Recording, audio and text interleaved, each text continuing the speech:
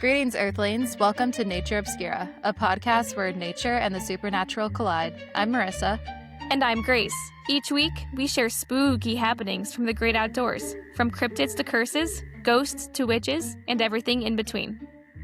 So, Marissa, before we get started with today's story, I was wondering if you had any eerie or earthy encounters from this past week that you want to share.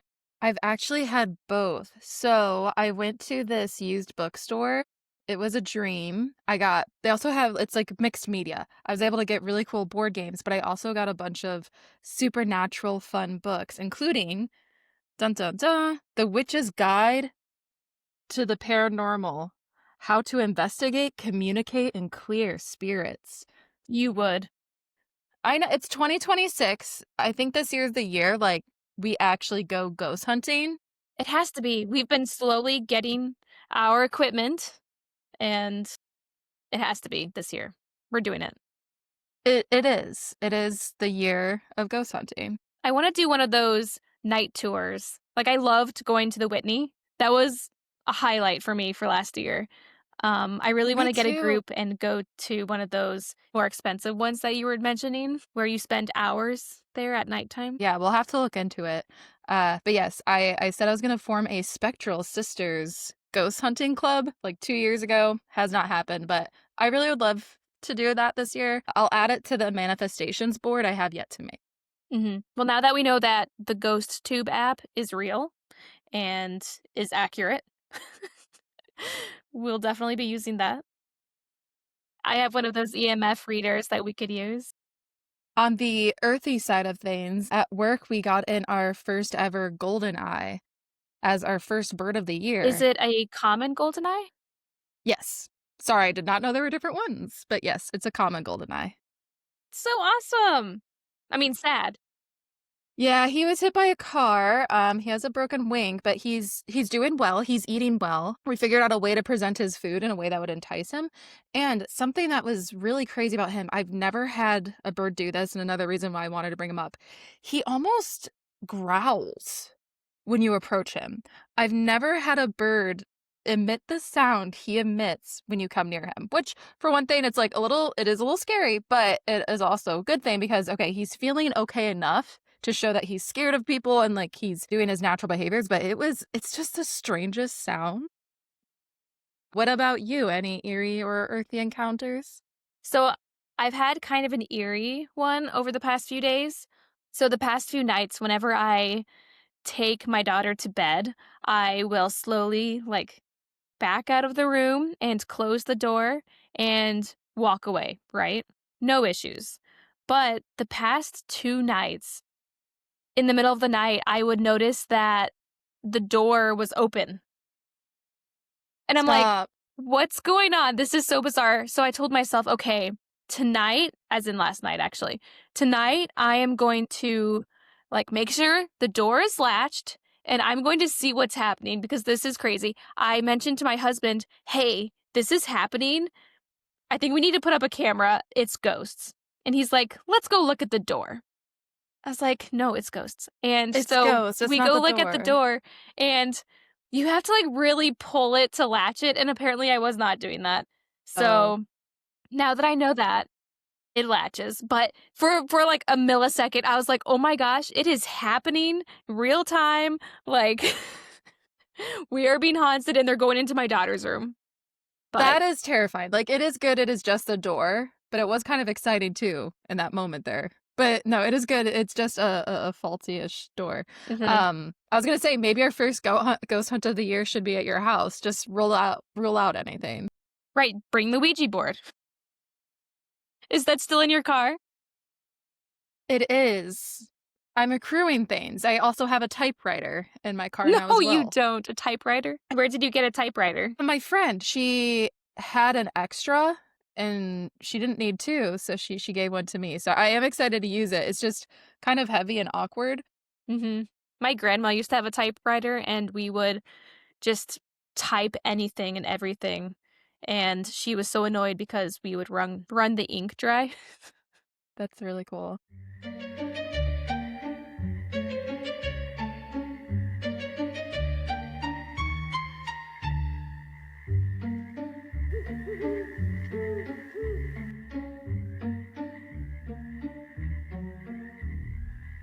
Today, we are talking about the world's longest known cave system, with over 365 miles of surveyed tunnels and possibly hundreds of more miles to discover. It lies beneath the rolling hills of central Kentucky, the Mammoth Cave. Beneath the forests and farmland is a vast underground labyrinth carved from the limestone bedrock that dates back more than 320 million years to the Mississippian period.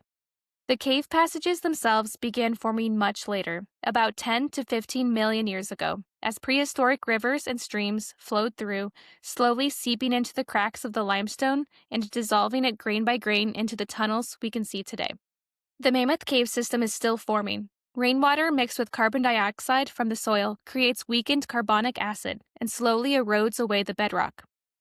Over millions of years, this slow chemical reaction eats away at the bedrock and forms sinkholes, underground rivers, and multi-level passageways. Mammoth Cave consists of 5 distinct levels, 4 inactive fossil levels and 1 modern river level located over 300 feet below the ground. The highest passages stopped forming around 2 million years ago due to Ice Age water flow changes. And this is actually a cave that both Marissa and I have visited. And while I didn't get to see a lot of the cave because the tours were all sold out, unfortunately, whenever we visited, what I did see was stunning. And I know, Marissa, you got to see more than me, right? I did. I was able to go on at least 3, maybe 4 tours. I absolutely loved it. It was my first time ever going to a cave, and I would take a cave over a beach any day. I love caves. They're the perfect blend of beauty and eeriness. I agree. And it's a whole ecosystem as well. And we'll get into that more later. But on another side note, I actually saw my very first hooded warbler at this park whenever we were out hiking. I was so excited. That's amazing. Some of the cave's most iconic features feel almost unreal. There's frozen Niagara, a massive flowstone formation towering over 75 feet tall and 45 feet wide, resembling a waterfall frozen in time. And Gothic Avenue, where dramatic stalactites hang from the ceiling like stone icicles alongside historic signatures left behind by 19th century visitors who carved their names into the cave walls. And just really fast, I want to quiz you, Marissa. Do you know the difference between stalagmites and stalactites? I don't, and I probably should because for next week's story, I kinda go into that a little bit as far as, like, competing caves, but I have no idea. Okay, so the way I remember it, and I must have gotten this from somewhere or someone, but stalagmites, those are on the ground, M for mounds. Stalagmites are on the ground. And then stalactites are on the ceiling, T for top. So mites and tights, that's a good way to remember it. I love that, that is very helpful, thank you. You're welcome. The Mammoth Cave system also has approximately 130 forms of life that call this constant 54 degrees Fahrenheit environment home, making it one of the most ecologically diverse cave systems in the entire world. While walking through the cave system, you may find cave crickets and beetles, or slender black and orange cave salamanders in the crevices of the cave walls. There are ghost like Kentucky cave shrimp that are found nowhere else on the earth. A species of fish that is missing its eyes, the northern cavefish, which historically were sold as souvenirs to tourists. And there are so many more, but next I want to talk about the mammals that call this cave home.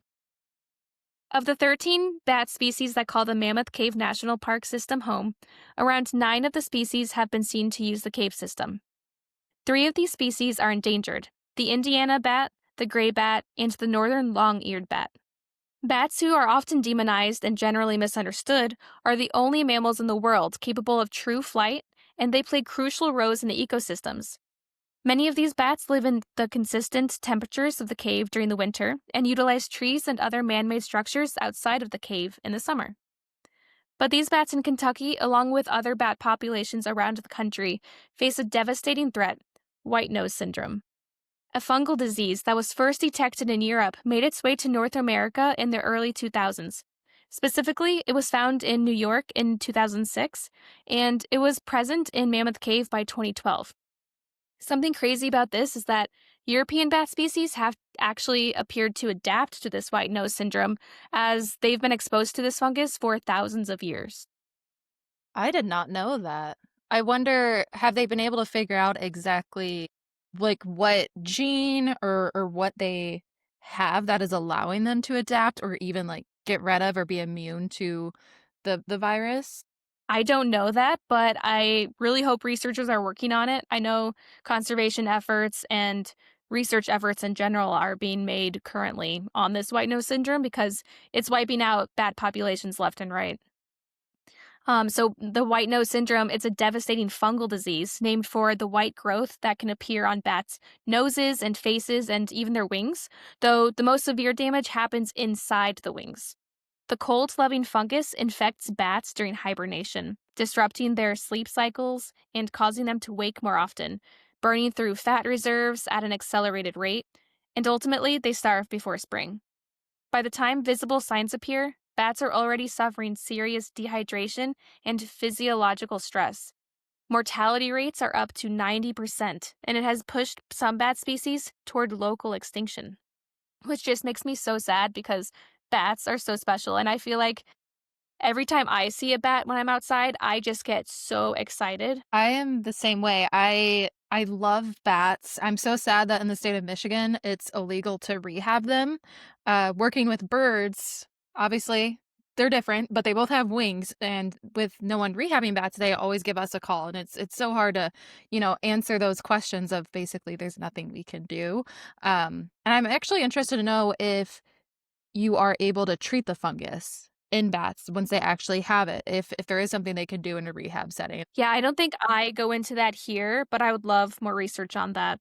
Yeah, but they are so cool. I discovered over the summer, bats. Must be a bat colony near, but we were walking Junie down the road and it was dusk and there was just bats flying all overhead and it was amazing. Every 3 seconds, I was just like bat to Cody. It was great. I love that. Yeah, it's always magical to see a bat. The unique geological formations and the interesting wildlife aren't the only thing that call this cave home. There are other beings that are said to be in this long cave system. Filled with history and not all of it pleasant, there are stories of ghostly apparitions and phenomena occurring in the cave system by tour guides, cave explorers, and tourists alike. To understand the lore and ghost stories of the cave system, we have to spelunk our way through the rich history of the caves.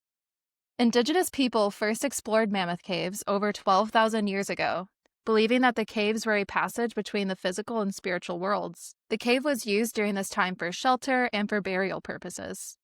They mined minerals during this time, such as gypsum and selenite, using primitive tools and torches, and continued to explore the caves for roughly 2,000 years before abruptly ceasing for unknown reasons. Several mummified remains have been found in the cave system, with the dry and mineral rich environment preserving them naturally. Jumping forward roughly 10,000 years, in the early 1800s, the caves were mined for saltpeter, or potassium nitrate, which was vital for gunpowder and became particularly valuable during the War of 1812. Around 70 enslaved people worked the caves daily, extracting the saltpeter and allowing men to grow wealthy from these valuable trades. Miners had to traverse through the Gothic avenue into deeper passages to reach the saltpeter deposits.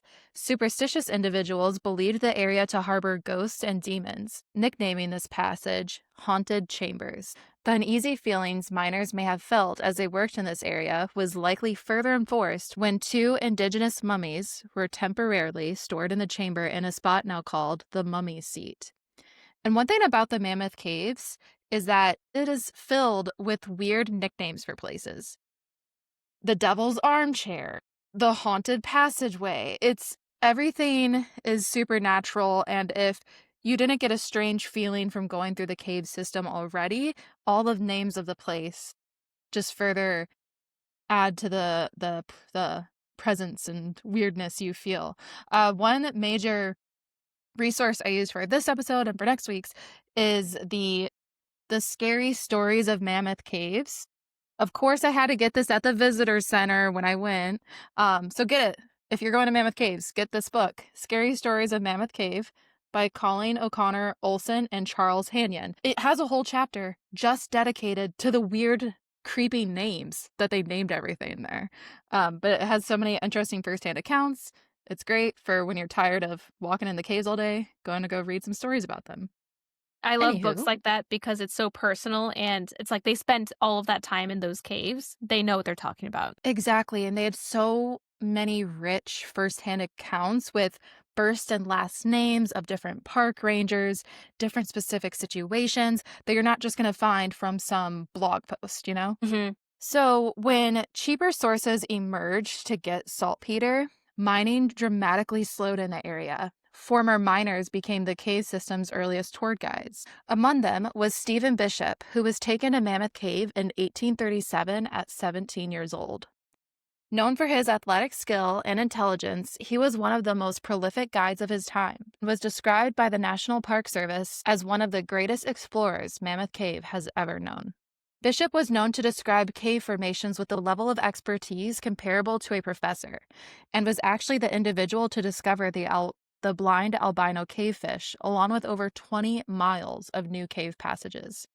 Dr. Krogan purchased Mammoth Cave for $10,000 in 1839, which included several enslaved people, among them Stephen Bishop.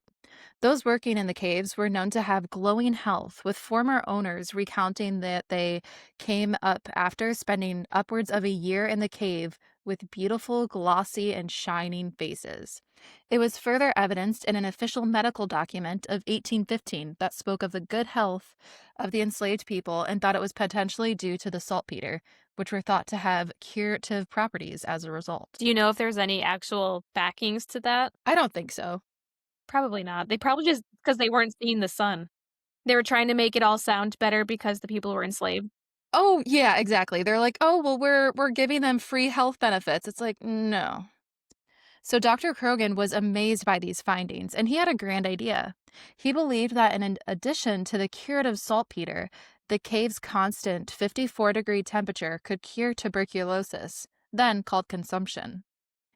He created a consumptive colony consisting of 11 huts inside the cave for patients suffering from tuberculosis. Krogan's vision didn't stop just there. He hoped for easier access to the caves, reachable by underground carriage. The cave filled with celebrations and band performances with refreshments to boot. The most wild dream of all, a magical 4th of July fireworks celebration. Not too crazy, right? But it's not among the dark Kentucky sky. He wanted the fireworks to be lit off inside the cave itself. I feel like that is so reckless. So reckless. What were they thinking? I know it was the 1800s, but I also know that there was cave mining operations and, explosives. You think he would know. But despite his efforts, his ideas didn't tend to bode too successful.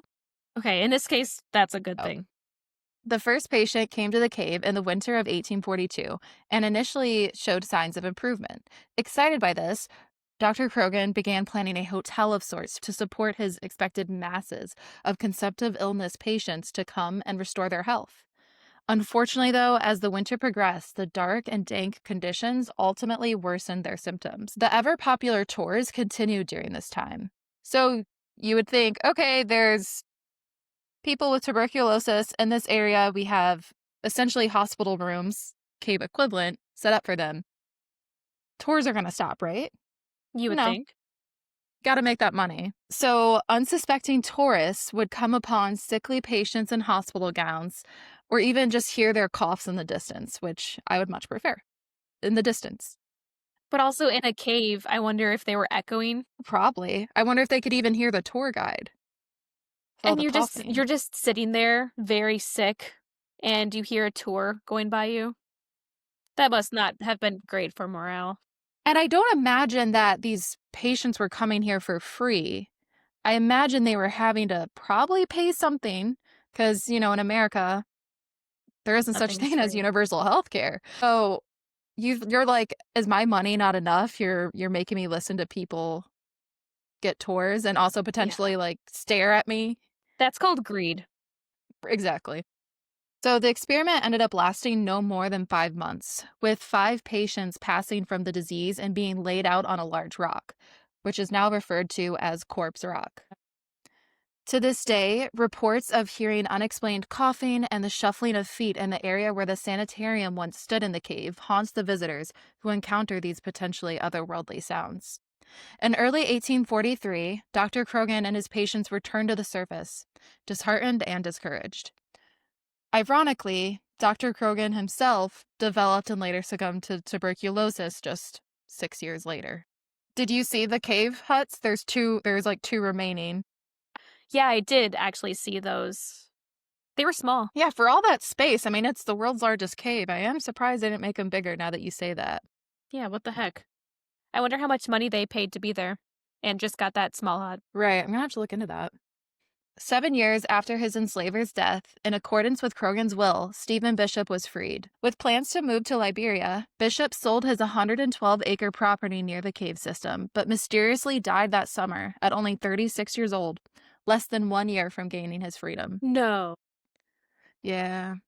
Bishop is buried in the Old Guide Cemetery within the national park. His grave reading, Stephen Bishop, the first guide and explorer of the Mammoth Cave. And did you get a chance to go to the Old Guide Cemetery? No, I didn't. It's a small cemetery, but it's just fascinating reading those old tombstones.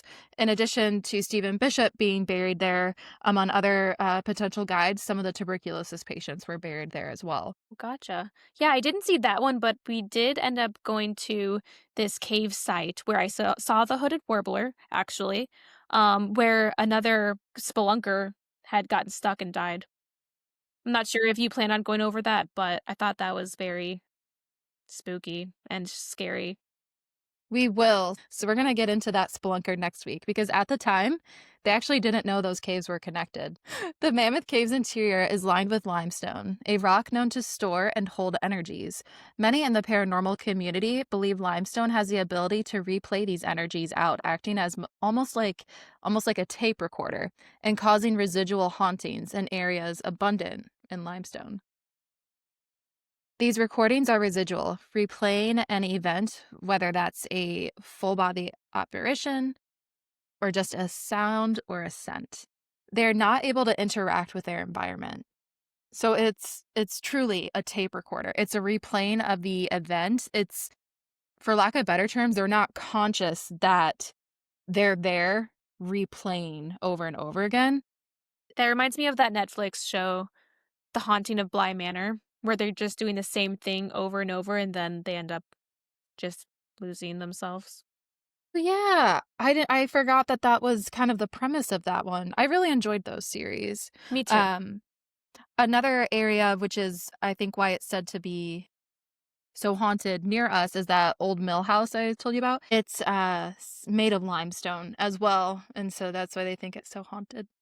Wow, that's an interesting fact about the limestone. I mean, fact, but that's an interesting concept.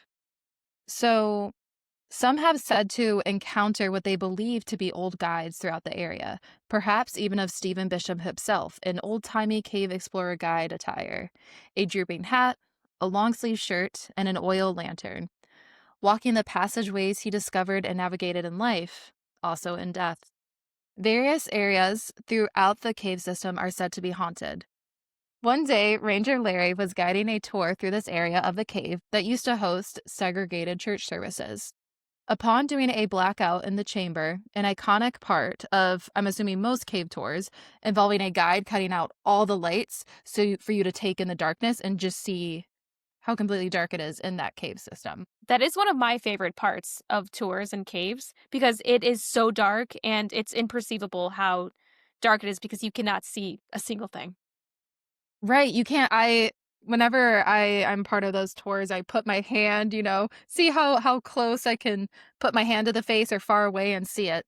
Not at all. Like an inch and you can't see it. It's not there. It's amazing. Mhm. During one of these blackout events, a family was standing some distance behind the group with what appeared to be a father and some other family members. The father was shown to be wearing a white Panama hat. The guide gave his spiel, probably something along the lines of being trapped in here or not having any light. After this spiel, he shortly after turned the lights back on, and the family that had been behind the tour group was completely gone. No. I'm sorry, that Yeah. shocked me. Oh, really? I wasn't expecting that.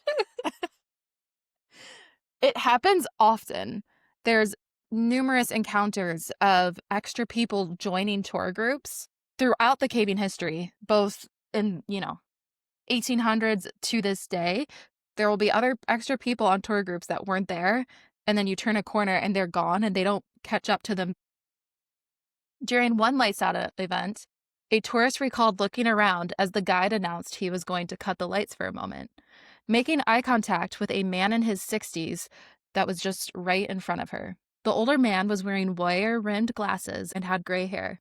He nodded politely as the lights went out. Upon hearing the story of a man who survived after being lost in the cave, the guide turned the light back on, and the gentleman was gone, though she didn't hear any movement around her while the lights were off. He was nowhere to be found throughout the entire group and was not seen again for the rest of the nearly 2-hour-long tour. That is scary because you have to think when the lights are out, how many people are actually down there with them? How many ghosts are standing right next to them and they have no idea because they can't see anything? Right. And I know this guy was wearing wire-rimmed glasses, so obviously not, Native American from 12,000 years ago. But people have been using this cave system for thousands and thousands of years. And I also would just like to say, I can't ever find any more info, and it seems no one seems to know why, that the indigenous people in the area were using the cave system for 2,000 years and then just stop suddenly. Like, what caused them to stop? What's lurking in the cave that we don't know about? And there is actually some local indigenous people that do speak to what's possibly going on in the cave system, and we'll talk about their perception of the caves and what advice they gave some ghost hunters that explored the Yeah. cave. Because why wouldn't they use the cave? It's constant temperature year round. Right, it's ideal. So again, blackout features very, very common in caves. It's also done currently on the Violet City Lights Tour, and it stops at a portion of the cave system to simulate pre-electric exploration. This was one of the tours I did, and it was great fun.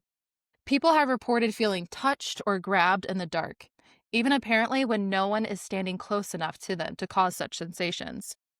Rangers in particular have noticed strange sensations occurring, even with the lights on. These encounters include what feels like playful shoves and hearing footsteps, even when no one else is there. Among other eerie sightings, there are reports of workers seeing exact doubles of current rangers in deeper areas of the cave, only to see them in a completely different spot in an area where it would have been impossible for them to walk by one another without noticing. We're talking about doppelgangers, and to me, that is terrifying. I have always heard that doppelgangers like that are considered evil and you shouldn't talk to them. Right, it's a bad omen. I think you can die. Like, in some cultures and beliefs, it's super scary. Have you heard of the stories where someone's at home and they hear their mom, like, calling for them, and then they're Yes. trying to talk to their mom, and then she returns from the store, like, 20 minutes later? To me, that is the scariest thing. Like, I have goosebumps, and I know the I listeners do can't too, see just us, talking about it. but yeah, like, this whole time you're talking, I am, like, gasping, and, like, my eyes are huge because this is scary for me. Thankfully, I have goosebumps right now, but I didn't get any bad vibes from the caves while I was in there. Maybe because I was so focused Good. on the cave features and the cave crickets, but it was smooth sailing for me when I went. Other strange phenomena include disembodied voices and even singing from further recesses of the cave and unexplainable cold spots or drafts. In the deepest parts of the cave, people encounter shadowy figures and a strong feeling of being watched or even stalked. In an episode of Expedition X, a duo made up of a paranormal researcher and a field biologist investigates unexplained activity deep within Mammoth Cave. Their journey begins after receiving a video call from a well-regarded cave expert, Mark Wenner, of the Cave Research Foundation. Wenner has spent more than 14 years exploring the Mammoth Cave system and has described disturbing shadow encounters, including the sensation of a presence emerging from the shadows. Quote, as real as the guy standing next to me, end quote. At one point, he turned to his group and asked, did you feel what just entered our party? They immediately responded that they had felt it too. Coming from an actual researcher, too, someone who you can rely on, and he's not just gonna be lying to get something, get a reaction out of the group. Exactly, and because he's been doing it so long and he's been to caves all throughout the world as well. He does talks all around the world. I looked into him after, and the Cave Research Foundation is a well-regarded research foundation. This isn't a hobbyist thing. They're doing actual scientific research in these caves. It's no surprise, though, that caves, dark, massive, and often disorienting, can affect people psychologically. Mammoth Cave, with its immense size and year round darkness, can amplify those effects. Still, it's unsettling that even experienced cavers, like Mark Wenner, people deeply familiar with caves, and this system in particular, report encounters that feel difficult to explain if nothing unusual were happening. During this Expedition X episode, the team is joined by an additional biologist and a doctoral professor from the University of Kentucky, who explains that prolonged time underground can lead to sensory deprivation, sometimes called cave crazy. This condition can cause anxiety, disorientation, and even auditory or visual hallucinations. The question on that is, how long do you have to be in a cave for that to kick in, allegedly? I think it typically takes longer periods, but if I recall correctly, the doctor said it can take just 15 minutes for some people. That's so surprising. I think it has to be pitch black, sensory deprivation kind of mode. I would say if you're with others, I would think it wouldn't be that fast. And I'm not sure where exactly they got that 15-minute number from, but I was surprised by that as well, that they said it could happen that quickly. But also, the researchers aren't just sitting there in the dark, they're actually working. Right. And this professor, in addition to Mark Weiner, also has had unexplained experiences. At one point, the professor was seated on a flat rock when the group was suddenly overwhelmed by powerful unexplained energy. They began hearing rocks falling somewhere in the distance and decided to leave the area quickly. Much like Mark Weiner's earlier experience, she also reported encountering a shadowy figure. I would feel like experienced cavers, especially with scientific backgrounds, are going to be less prone to things like becoming cave crazy or seeing something that isn't there, just because they're so familiar with that area. Yeah, and they have a more scientific mindset as well going into it. So you would think they would know the difference between something that feels off and, oh, my brain is just playing tricks on me. So before that team joined the caving experts, they consulted a local Native American spiritual expert known as Braveheart, who believes that the Mammoth Cave may act as a portal to the afterlife. Historically, caves were considered sacred spaces, conduits between the living and dead. Braveheart describes what she calls a kind of spiritual warfare, suggesting that some spirits are drawn upward, wanting to return to the living world. She recounts stories passed down through her family and ancestors, including reports of chanting deep within the caves. According to her, the deeper you travel underground, the closer you come to the spiritual realm. Before the investigative team continues, she performed a blessing and gave them a protective talisman, warning that there are some places you just shouldn't go. After navigating narrow passageways and even rappelling down a tight chute, the team reaches the area where Wenner and his research group previously encountered the ominous presence. The investigators began recording audio and electromagnetic readings. They continue to hear unexplained sounds, though honestly, the show's very dramatic background music at this point made it hard to hear what that sound entailed, but they were acting Mhm. very scared on camera. The team decided to make camp near this location, actually sleeping inside the cave not too far from where that shadowy figure was reportedly seen. So do you think at nighttime, whenever they are trying to sleep, they turn off all the lights and they're just in complete darkness? Or do you think someone's like, hey, we got to keep a light on?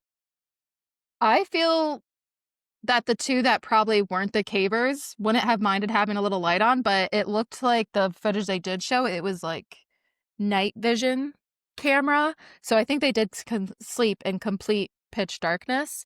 I do not think I could have slept well. No, me neither. Especially they were very deep into the cave and they were kind of cracking jokes every now and then about the ceiling falling in on them, which I would not have appreciated too much. No, no, not at all. The following morning, they pushed deeper into the cave system, crawling through tight, uncharted passages. While the Cave Research Foundation team focused on mapping the area, the paranormal investigators moved elsewhere and captured what they believed to be a disembodied voice and a shadow figure visibly on an infrared camera. So, is this something extraordinary happening deep beneath Kentucky's surface? Or are these experiences the result of darkness, isolation, and the human mind? If you want to decide for yourself, Mammoth Cave offers many guided tours, though not all of them venture into the deepest, darkest corners of the system. I wonder how you become one of those people to actually explore the cave, like try to explore more passages. Probably by like volunteering at one of the, I'm sure there's so many nonprofit based cave societies and that sort of stuff in the area. I'm sure maybe some volunteering and like with proven experience. I imagine actually getting a paid position is hard to come by, but I don't know much about that.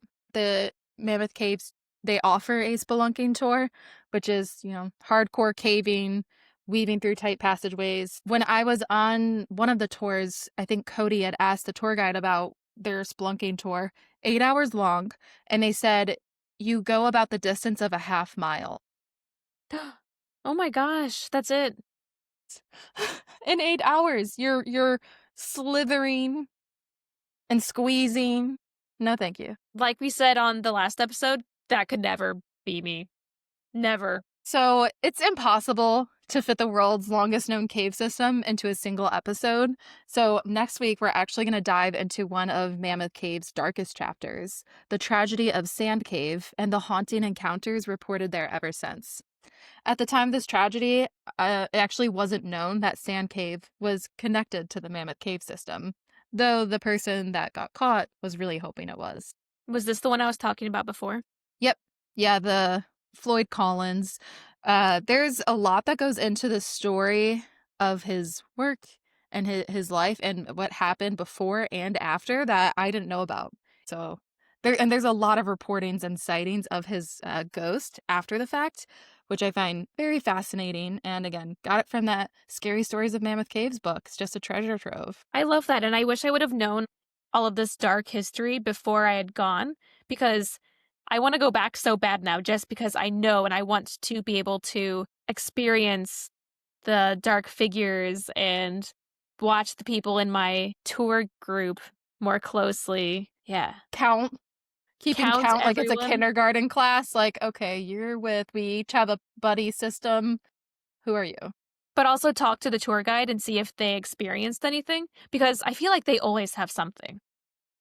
They do. And you know what? That is one regret I have because I don't think I asked a single one. And I should have. Actually, no, I lied. I probably did. But yeah, they do always say they have something. They're always like, "Oh, the last tour, we had an unexpected visitor," and they're always like so nonchalant about their stories. That's why I think I don't remember the specifics, is because it's always nonchalant. Because I mean they're working there every day. Stuff probably happens all the time. One thing cool about Mammoth Caves was the tour that we did. It was one of the very basic ones. In the giant room, there was actually a giant slab that was on the ground, and it was part of the ceiling that had fallen in recent years. Ooh. And I just thought that was really terrifying because it was huge. And just thinking while you're in a cave of the ceiling falling is horrifying. I completely agree. I think during my tours, I was definitely more scared of the earth above me falling down on me versus anything supernatural. Mhm. I mean, because it would happen so fast. You wouldn't know what's happening That's true. That's a plus. unless you get trapped, which would be worse than dying right away, I think. Yes, and you will find all about that in next week's episode. So stay tuned because I'm it is excited. grisly.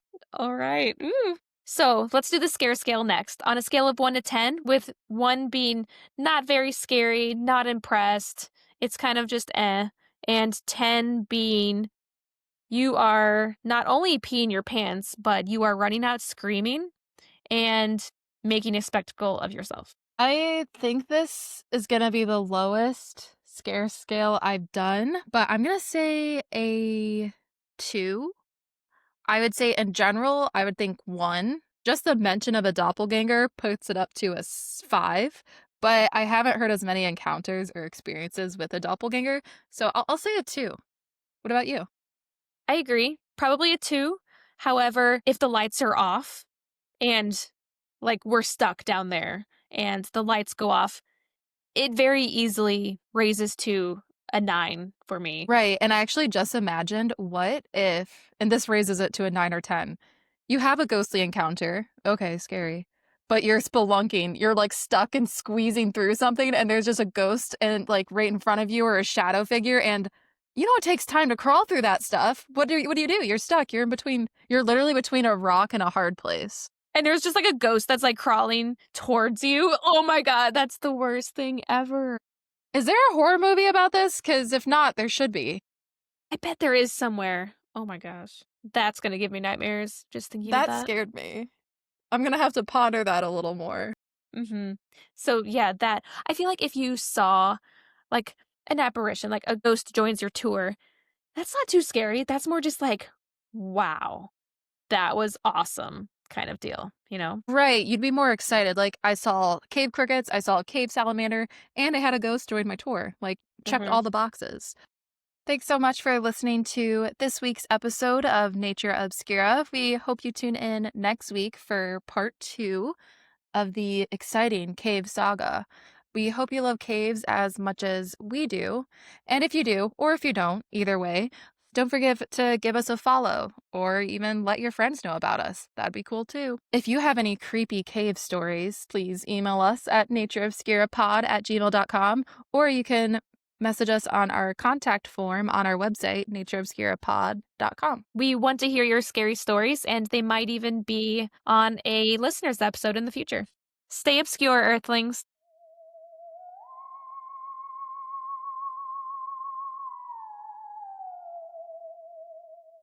Transmission ending.